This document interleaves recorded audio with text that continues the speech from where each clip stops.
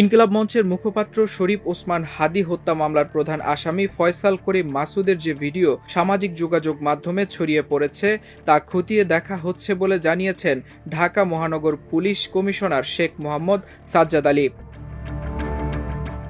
এদিকে হাদীকে খুন করতেই ফয়সালকে জামিনে বের করা হয়েছে বলে দাবি করছেন ইনকিলাব মঞ্চের ঢাকা বিশ্ববিদ্যালয় শাখার মুখপাত্র ফাতেমা তাসনিম ঝুমা। শনিবার সামাজিক যোগাযোগ মাধ্যম ফেসবুকে এক পোস্টে তিনি এ তথ্য জানিয়েছেন।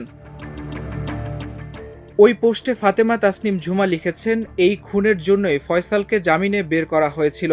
সরকারে বসা কে এই জামিনের জন্য তদবির করেছিল, কোন জজ এই রায় দিয়েছিল, সে কার রিক্রুট করা, কোন আইনজীবী জামিন করেছে, কার চ্যানেলে সে ইনকিলাবে এসেছিল।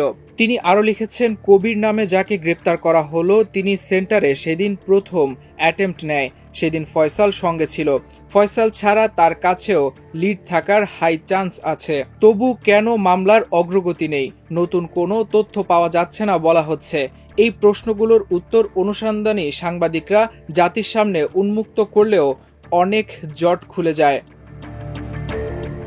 এর আগে ত্রয়োদশ জাতীয় সংসদ নির্বাচন ও গণভোটের তফসিল ঘোষণার পরদিন গত 12 ডিসেম্বর দুপুরে ঢাকার পুরানা পল্টন বক্স কালভার্ট রোডে ওসমান হাদীকে মাথায় গুলি করে দুর্বৃত্তরা। প্রথমে তাকে ঢাকা মেডিকেল কলেজ হাসপাতালে ও পরে এভারকেয়ার হাসপাতালে চিকিৎসা দেওয়া হয়। অবস্থার অবনতি হলে উন্নত চিকিৎসার জন্য 15 ডিসেম্বর তাকে এয়ার অ্যাম্বুলেন্সে সিঙ্গাপুরে নেওয়া হয়েছিল। সিঙ্গাপুরে চিকিৎসাধীন অবস্থায় তিনি 18 ডিসেম্বর মারা যান।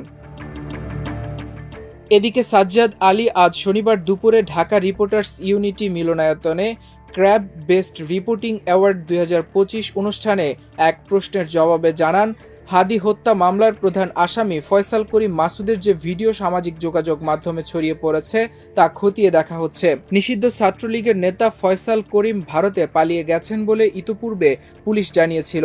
তবে ভিডিওতে ফয়সাল দাবি করেছেন তিনি এখন দুবাইয়ে রয়েছেন। তিনি ওসমান হাদী হত্যাকাণ্ডে জড়িত নন বলেও দাবি করেন।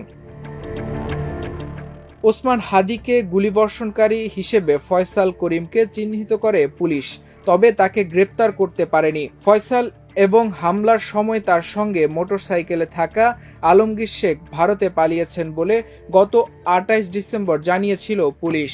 এরপরই ফয়সাল করিমের ভিডিও আসে সামাজিক যোগাযোগ মাধ্যমে। ভিডিওটি আসল বলে এরই মধ্যে ফ্যাক্ট চেকাররা নিশ্চিত করেছেন। তবে তিনি দুবাইয়ে রয়েছেন বলে দাবি করলেও এর সত্যতা এখনও নিশ্চিত হয়নি।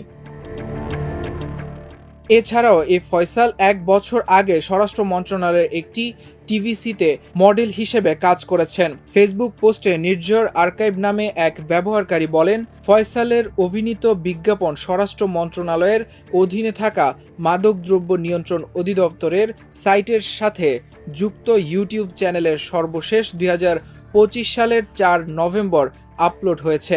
প্রথমবার আপলোড হয়েছিল 2025 সালের 23 জানুয়ারি। মানে সে স্বরাষ্ট্র বা এই রিলেটেড এজেন্সির সাথে আগে থেকেই পরিচিত থাকার সম্ভাবনা রয়েছে। আরও ইজি হয় যদি বের করা যায় কোন এজেন্সি এই বিজ্ঞাপনটি বানিয়েছে। এই নিয়ে প্রবল আলোচনা শুরু হয়েছে সামাজিক যোগাযোগ মাধ্যম ফেসবুকে। হাদী হত্যার ঘটনায় এখন পর্যন্ত ফয়সালের বাবা মা স্ত্রীসহ 11 জনকে গ্রেপ্তার করা হয়েছে। তাদের মধ্যে 6 জন আদালতে 164 ধারায় স্বীকারোক্তিমূলক জবানবন্দি দিয়েছেন। এছাড়া 4 জন সাক্ষীও আদালতে সাক্ষ্য দিয়েছেন। মাল্টিমিডিয়া ডেস্ক, আমার দেশ।